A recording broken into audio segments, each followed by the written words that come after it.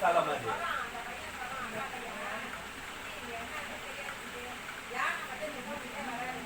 அதாமா யானையை உரித்து உடம்புல தோலாக போட்டுக்கிறார் ஏத்து. யானையை உரித்த தலம் மழுவூர்.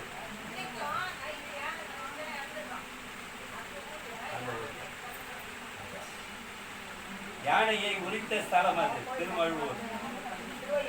அடுத்ததாக நாம சிந்திக்க போற நாயன்மார் வந்து திருநாளை போவார் அப்படின்னு பேரு. திருநாளை போவாருடைய சாதாரண ஒரிஜினல் பெயர் என்னன்னா நந்தன் அவருக்கு பேரு.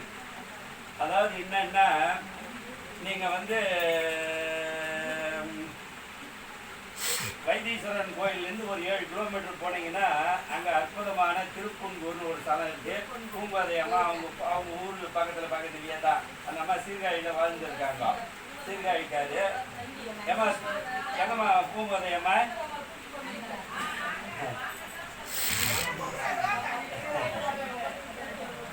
வைத்தீஸ்வரன் கோயிலிருந்து ஒரு 7 கிலோமீட்டர் போனோமாக்கா திருப்புங்கூர்னு ஒரு அற்புதமான ஒரு சிவஸ்தலம், பாடல் பெற்ற சிவஸ்தலம்.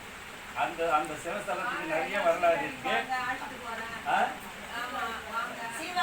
இன்னொரு முறை அதனுடைய அந்த திருப்புங்கூர் சிறப்பை மட்டும் இன்னொரு நாளைக்கு பேசலாம். அங்கிருந்து ஒரு 3 கிலோமீட்டர் தூரத்துல ஆதனூர்னு ஒரு ஊர். அந்த ஆதனூர்ல கிராமம் பக்கத்துல காலனி ரெண்டுமே இருக்கும். எல்லா ஊர்லயும் அப்படித்தான் இருக்கும். அந்த காலத்துல இந்த காலத்துல அப்படித்தான் இருக்கு. கிராமத்துல போனோமாக்கா அந்த மாதிரி ஆதனூர்ல அந்த காலனியில பிறந்த ஒரு பறையர் இனத்தை சேர்ந்தவர் நந்தனார். இந்த பெரிய புராணத்தை பெரிய புராணம்ன்ற சிறப்புக்கு வர்றதுக்கு காரணம் என்னன்னா ஜாதி பேதம் இன்றி எல்லா ஜாதிகாரியும் இறைவன் கிட்ட போய் சேர்ந்திருக்காங்கன்றதுக்கு பெரிய புராணம் மட்டும்தான் வந்து நமக்கு உதாரணமாக திகழ்கின்றது. மற்றதெல்லாம் இப்போ ஐயருங்கெல்லாம் போனீங்கன்னா அவங்களெல்லாம் உள்ளே சேர்க்க மாட்டாங்க. அந்த காலத்தில் இன்னும் கூட இன்னும் பல ஊர்களெல்லாம் உள்ளவே சேர்க்க மாட்டாங்க. இப்போ நம்ம இந்த மாதிரி வளர்ந்த நகரத்துலலாம் யாரையும் கேட்கறதுக்கு கிடையாது, எல்லாரும் உள்ளே போகிறாங்க. அது மாதிரி பெரியார் அதை பண்ண பிற்பாடு தான் அது ரொம்ப பிரச்சனைலாம் ஆகி அதை எல்லாம் விட்டுட்டாங்க. சிட்டிங்களெல்லாம் வளர்ந்த நகரத்தில் எல்லாரும் போய்க்கிறாங்க. கிராமத்துக்குள்ள இன்னமும் போக மாட்டாங்க. அந்த மாதிரிலாம் இருக்குது. அந்த ஆதனூர் பக்கத்தில் ஒரு காலனியில் பிறந்தவர் தான் இந்த நந்தனார். அவங்கெல்லாம் அந்த குளத்தில் இருக்கிறவங்களாம் என்ன பண்ணுவாங்களோ அவர் சொல்கிறாரு பெரிய புராணத்தில் 6 மாதத்துக்கு ஒரு வாட்டி பேசியெல்லாம் கட்டி வச்சுட்டு தண்ணியில் போய் கழுத்து வரைக்கும் தான் குடிப்பாங்களாம் அவங்களாம். அவ்வளோதான். அந்த மாதிரி ஒரு குளத்தில் தினம் குளிக்கிறாரு. தினம் இறைவனை பற்றி நமசிவாய மந்திரத்தை சொல்கிறாரு. தினம் உடம்பு ஃபுல்லாக விபூதியை பூசிக்கிறாரு. எல்லாரும் இதை பூசிக்கணும் அப்படின்னு சொல்லி வர கொடுக்குறாரு. அந்த மாதிரி சிறந்த பிறப்புல இருந்த ஒரு சிவபக்தராக வாழ்ந்துருக்கார் அந்த நந்தனார். அப்போ இவர் நமசிவாய மந்திரத்தை சொல்லி இவர் வந்து ஒரு அந்தனார்கிட்ட வேலை செய்கிறார். அப்போ இவர் என்ன பண்ணுறாரு, இந்த இடத்தெல்லாம் தரிசனம் பண்ணி பக்கத்தில் இருக்கிற கோயிலுங்களுக்கெல்லாம் போகும்பொழுது அவர் கூட இருக்கிற ஆளுங்களுக்கெல்லாம் திருநூரை கொடுத்து பூசிக்கணும். ஒரு நாளைக்கு வாங்கடா, ஒரு 3 கிலோமீட்டர் தூரத்தில் திருப்பூங்கூர்னு ஒரு இது, அந்த ஊரை போய் நம்ம பார்த்துட்டு வரலான்னு சொல்லிட்டு எல்லாரையும் எடுத்துகிட்டு போகிறாரு. ஒரு 10 பேர் எடுத்துன்னு அங்கே போனோமாக்கா சாதாரணமாக கோயிலுங்களுக்கு வீடு நஞ்சு விட அந்த நஞ்சு கொஞ்சம் பெருசாக இருக்கும். கரெக்டாக சிவபெருமானுக்கு நேராக நந்தியம் பெருமான் உட்காந்து நான் முட்டி போட்டு மடைக்குன்னு உட்காந்துக்கிறாரா. இவங்க வெளியில் உள்ளே போக முடியாது இவங்களால கோயில் உள்ள. அதனால் பார்க்குறமாக்கா நந்தி மட்டும்தான் தெரியுது, சிவபெருமானுக்கு தெரியல. அப்போ எல்லாரும் சிரித்து ஏளனம் பண்ணி இவரை நீ சாமியை காட்டுறேன்னு சொல்லிக்கிட்டா இந்த மாடி நான் 3 அடியே கிடக்குதாயா உயிரோட செத்து போன மாட்டை போய் இட்டாந்து காட்டுறியா எங்ககிட்ட அப்படின்றாங்களா எல்லாரும். அப்போ அவர் இறைவனை மனம் முறுக்கி பிரார்த்தனை பண்ணி, பகவானே நான் உன்னை தரிசனம் பண்ணணும்னு சொல்லி எல்லாரையும் இட்டாந்தனே, இந்த மாதிரியா இந்த மாடு வந்து குறுக்கா பத்துக்க இருக்குது, இந்த மாட்டை கொஞ்சம் நவுத்து பத்துக்க சொல்லுன்னு சொல்லி கேட்ட உடனே அவர் என்ன சொல்கிறாரா, சிவபெருமானு அந்த 2 துவார பாலகர்கள் இருக்காங்க பாரு, அவங்கக்கிட்ட சொன்னாராம், டேய் அந்த மாட்டை தண்ணி பண்ணி சொல்கிறா அப்படின்ட்டு. அவங்க 2 பேரும் நந்திக்கிட்ட திரும்பி பேசுகிறாங்க. அந்த கோயிலில் போனீங்கன்னா துவார பாலகர்கள்லாம் திரும்பி நிற்பாங்க. யார் இதை பார்த்துக்கிங்கன்னு சொல்லிட்டாங்களா? 1 2 துவார பாலகர்கள் திரும்பி நந்திக்கிட்ட பேசுகிற மாதிரி இருக்கும் முகம். அவங்க இது பார்க்கலனோட பரவாயில்ல, இன்னொரு வாட்டி வாய்ப்பு கிடைச்சதுன்னா அதையும் பாருங்க. அப்போ அவங்க 2 பேரும் என்ன பண்ணுறாங்களா, நந்திக்கிட்ட சொல்கிறாங்க, ஐயா உத்தரவு கொடுக்குறாரு, அவருக்கு ரொம்ப ஆத்மாத்மா சிஷியா நான் வந்திருக்கிறான் பக்தன், அதனால நீ தள்ளி போ அப்படின்னு சொல்லி நந்தியை சொன்ன உடனே நான் போக முடியாது அப்படின்னு தான். நந்தி போக முடியாதா? சிவபெருமான் கட்டளடையா அப்படின்னு கபாலி எகிரி குச்சிதான். ஒரு 1.5 அடி தள்ளி போய் உக்காந்துக்கிட்டா. அது வரைக்கும் அந்த ஊர்ல போனீங்கன்னா இன்னைக்கும் பார்க்கலாம். நந்தி வந்து ஒரு 2 அடி தள்ளி போய் உட்காந்துருப்பாரு. எல்லாரும் தெருவில் நின்று சிவபெருமான அற்புதமாக அந்த திருப்பன்கூர் இறைவனை தரிசனம் பண்றாங்க. பண்ண உடனே இவருக்கு ஆனந்தம், நல்லா ஆடுவாரு, பாடுவாரு, எல்லாம் பண்ணுவாரு நந்தனார்.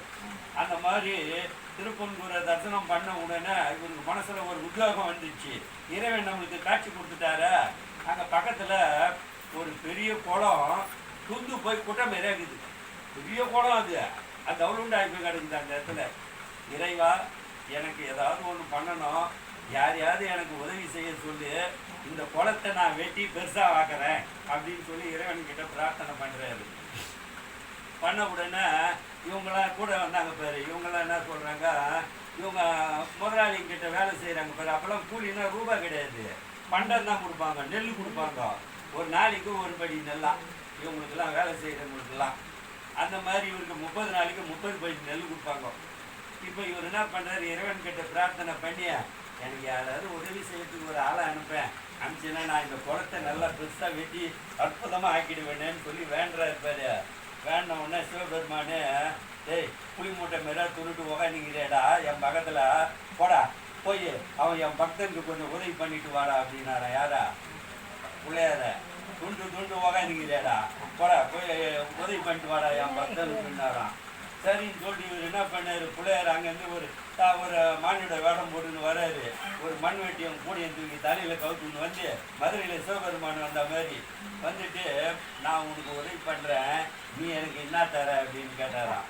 அப்போ அவர் என்ன சொல்கிறாரு, எனக்கு ஒரு மாதத்துக்கு 30 படி நெல் கூலி, 30 படியும் உனக்கு கொடுத்துட்டா நான் சாப்பிட முடியாது, மழை கட்சி கொடுத்துருவேன், என் குடும்பம் இருக்குது, அதனால் 5 படி நெல்லை உனக்கு தரேன், இந்த குளத்தை வெட்டி நம்ம 2 பேரும் சேர்ந்து செய்வோம் அப்படின்ன உடனே ஒப்பந்தம் போட்டுக்கிறாரு விநாயகர். அது இருக்கா, சரி நீ 5 படி நெல் போடுறா, நான் வேலை செய்கிறேன்னு சொல்லிட்டு இவங்க 2 பேரும் அந்த குளத்தை வெட்டி பிரம்மாண்டமான குளம் ஆக்குறாங்க. இப்போ இருக்கிற குளம் விநாயகர் பெருமான் வெட்டிய குளம். திருப்பன்கூர் போனீங்கன்னா அந்த குளத்தை போய் பாருங்க. இது வரைக்கும் பார்க்காதவங்க போய் அந்த குளத்தில் இறங்கி தண்ணி தெளிச்சின்னு வாங்க. விநாயகர் பெருமான் வெட்டிய குளம் அந்த குளம். அது பண்ணி முடிச்ச உடனே இவர் என்ன பண்ணாரா, இவர் பேசின மாதிரி ஒப்பந்தம் மாதிரி 5 படி நெல்லை எடுத்து கொடுத்தாராம். முதல்ல சொல்றாரு, முதல் சம்பளம் வாங்கிக்கிறாரு பிள்ளையார் ஒரு இடத்துல வேலை செஞ்சு. நேராக எடுத்துன்னு போய் அப்பா காலில் வச்சாராம். அப்பா, நான் இந்த மாதிரி நீங்கள் சொன்னதுனால போய் ஓட்டிட்டு சம்பாத்தின்னு வந்துக்கிறேன், இந்த நெல்லை நீங்கள் எடுத்துக்கணும்னு சொல்லி அப்பா காலில் எடுத்துன்னு போய் வச்சாராம். அதை சொற்பொழிவில் சொல்லும் போது சொல்கிறாங்க, முதல் மாத சம்பளம் அப்பா கிட்ட கொடுக்கணுமா யாராக இருந்தாலும், இது உலக நியதி. அப்போதான் அவங்களாம் நல்ல பிள்ளைகள்னு அர்த்தமா. 2வது மாத சம்பளத்தை அம்மா கையில் எடுத்துமே கொடுக்கணுமா. 3வது மாத சம்பளத்தை எடுத்து அவங்க செலவு பண்ணலாமா, அவங்களுக்கு உரிமை உண்டா. முதல் மாத சம்பளத்தை எடுத்து போய் அப்பா கையில் காலடியில் வச்சாரு. வச்சோன்னா அவர் என்ன சொன்னார், காலடியில் வைக்க வேணாண்டா, அதை புடுறா, நான் எடுத்து என் தலையில் வச்சுக்கிறேன்னாராம்.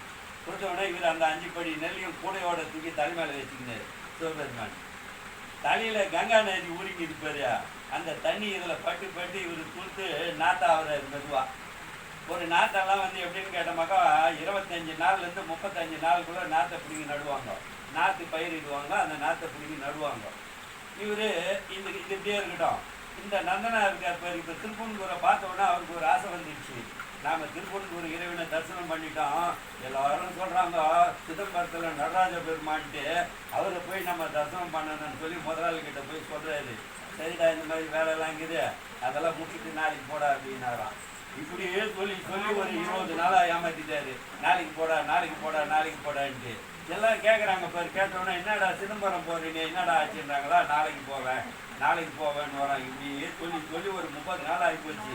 கட்சியில் எல்லாரும் இவருக்கு பேர் என்ன, நாளைக்கு போவார் அப்படின்னே பேரை வச்சுட்டாங்களா இவருக்கு. நந்தனார் ஆமாம் நந்தனாரில் வரும் அந்த பாட்டு. அற்புதமா நாளைக்கு போவேன்னு சொல்லி உன் பேரே நாளைக்கு போவார் போடா அப்படின்ட்டாராம். எல்லாரும் சேர்ந்து அவரை சொல்ல ஆரம்பிச்சுட்டாங்க, நாளைக்கு போவார் இவருக்கு பேர் அப்படின்ட்டு. கடைசியாக ஒரு 35 நாள் ஆயிடுச்சு. இவருக்கு பொறுக்கல. போயிட்டு என்ன பண்ணுறாரு முதலாளிக்கிட்ட, முதலாளி நான் கட்டாயமாக நாளைக்கு சிதம்பரம் போய் தான் ஆகணும், அதுக்கு நீங்கள் வந்து எனக்கு வந்து பர்மிஷன் கொடுக்கணும் அப்படின்றாராம். அப்போ அவர் சொல்கிறாரா, ஒன்றும் இல்லை, அந்த 40 வேலி நிலங்குது, 40 வேலி நிலத்தை நட்டுட்டு போட அப்படின்ட்டாராம். 40 வேலி நிலம்னா என்ன ஆச்சு? ஒரு வேலின்றது கிட்டத்தட்ட 6.5 ஏக்கராலேருந்து 7 ஏக்கரா. அப்போ 40 வேலினா என்ன ஆச்சியா? 280 ஏக்கராவை போய் ஒரு நாளில் எங்கே நட்டு போச்சியா? இது அப்படியே வர்றாரு கழினாண்ட அந்த 40 வேலி நிலத்தை பார்த்தோன்னே மாய்க்காட்சி கீழே விழுந்து நந்தினாரு. மாய்க்காட்சி கீழே விழுந்தோடனே சிவபெருமான் தள்ள வச்சு நின்றார் கூட. அது நடந்து சும்மா 34 நாத்தோட வந்து அற்புதமாக நிற்கிது. அவர் என்ன பண்ணாரு? தேவகணங்களெல்லாம் எழுதி கூட்டுன்னு வந்து ஒரே ராத்திரியில் உழுது சேடை வச்சு 40 வேலியை நட்டு விட்டாராம் சிவபெருமானே. காலையில் இவர் மயக்கம் தெரிஞ்சு எழுந்து பார்க்குறாரு பாரு. அப்படியே இவர் கண்ணை இவரால் நம்ப முடியல. அப்படியே என்ன பண்ணுறோம்? அந்த 280 ஏக்கராவை அப்படியே நடு நட்டுக்குது. யாரு நம்ப முடியும் இதை பேர் ஒரே ராத்திரியில்? அவ்வளோதான். இவருக்கு ஒன்றுமே புரியல. முதலாளி ஆளுங்க போய் சொல்கிறாங்க, முதலாளி உங்கள் வீட்டில் ஒரே ராத்திரியில் உங்கள் நிலத்தெல்லாம் நட்டாங்க முதலாளின்னொன்னே அவர் ஓடையாரு குடுகுடுண்டு. இவர் பார்த்துட்டு, அப்பா நீ பெரிய தெய்வ மகான்றான்னு சொல்லி அவர் காலில் விழுந்தார். அவர் அந்த நேரம் அவர் முதலாளி காலில் விழுந்து, எப்பா நீ இப்போவே சிதம்பரம் போடா அப்படின்னு சொல்லி அனுப்பிட்டார் அவர். இவர் என்ன பண்ணுறாரு? அங்கேருந்து சிதம்பரம் வராது. சிதம்பரத்தில் வரும்போது அங்கெல்லாம் அந்த நேரங்கள் யாரையும் உள்ளவே விட மாட்டாங்க. ரொம்ப கடுமையான கட்டுப்பாடு அங்கெல்லாம். இவர் என்ன பண்ணுறாரு? சுற்றி சுற்றி அந்த கோயிலையே சுற்றி 4 மாதம் சுற்றி வராரு. வந்துட்டு, இறைவா எனக்கு இந்த மாதிரி ஒரு பாக்கியம் கிடைக்குது, திருப்பூர்கூரில் பாக்கியத்தை கொடுத்திய, அந்த மாதிரி ஒரு பாக்கியத்தை எனக்கு இங்கே கொடுக்கக்கூடாதா? நான் உன்னை தரிசனம் பண்ணுவேன்னு சொல்லி அழுகுறாராம், கதறாரு. இவ்வளோ தூரம் வந்துட்டேன், என்னால் உன்னை தரிசனம் பண்ண முடியலையேன்னு சொல்லி.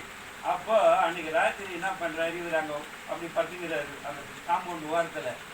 அப்போ இறைவன் அவர் கனவுல காட்சி கொடுக்குறாரா, நந்தா நீ ஒன்றும் கவலைப்படாத, நாளைக்கு காலையில் நான் இதே தில்லைவாழ் அந்தணர்களை வச்சு ஒரு ஹோமம் வளர்த்த சொல்லுவேன். அது உள்ள நோண்டி நீ வெளியில் வா. வெளியில் வந்தவுடனே நீயே ஈகுலத்தில் பிறந்தவன்னு சொல்லி நினச்சிக்கிறப்பாரு. உனக்கு அந்த பிறப்பெல்லாம் போய் நீ ஒரு சிறந்த அந்தணனாக வெளியில் வருவாய், வந்து நீ என்னிடம் வந்து சேரு அப்படின்னாராம். சொல்லிட்டு அந்தணர்கள் கனவுல போய் சொன்னாராம், என்னுடைய பக்தன் நந்தன் வந்திருக்கிறான், நீங்கள் காலையில் ஒரு யாக குண்டம் வளர்த்துங்க, அது உள்ளே இறங்கி வெளியில் வருவாங்க, வந்து சிதம்பரம் கோயில் உள்ள நுழைவான்னு சொன்னோடனே மறுநாள் காலையில் தெளிவாழ் அந்தணர்கள்லாம் ஒரு ஓமம் வளர்த்தி அற்புதமாக யாக குண்டம் வளர்த்துறாங்களாம். வளர்த்தினோடனே இவர் வந்து என்ன பண்ணுறாரு? அந்த யாக குண்டத்தில் இறங்குறாரு. இறங்கி அப்படியே வெளியில் வரும்பொழுது ஒரு தூய அந்தனர் எப்படி இருப்பாரோ அந்த மாதிரியான ஒரு மாற்றத்தோட உருவத்தோடு வெளியில் வர. இறைவன் வந்து ஏன் அவர் அப்படியே கூட இட்டும் போயிருக்கலாம், ஏன் இட்டும் போகலன்னா அவரு மனசுலேயே ஒரு தாழ்வு மனப்பான்மை இருந்துக்கிட்டே இருக்குது. அதை முதல்ல தீர்க்கணுன்றதுக்காக நான் பறையன்ற எண்ணம் அவர் மனசுலேயே இருந்ததுனால அந்த எண்ணத்தை முதல்ல நீக்கிறாராம். நீக்கினா அவன் மனசை நிம்மதியாக்க விடணும் இல்லை, அதனால் உன்னை நான் அந்தனை நான் மாற்றிட்டேன்னான்றாராம். மாற்றி அப்படியே அந்தனர் கோலத்தோடு போய் சிதம்பரம் கோயிலில் போய் இறைவனை தரிசனம் பண்ணி இறைவன்கிட்ட போய் அப்படியே 2.5 கலந்தால் திருநாளை போவார் என்கிற இந்த நந்தனார். அற்புதமாக அவருடைய வரலாறு இது. இன்னைக்கு 2 வரலாறு போதுமா?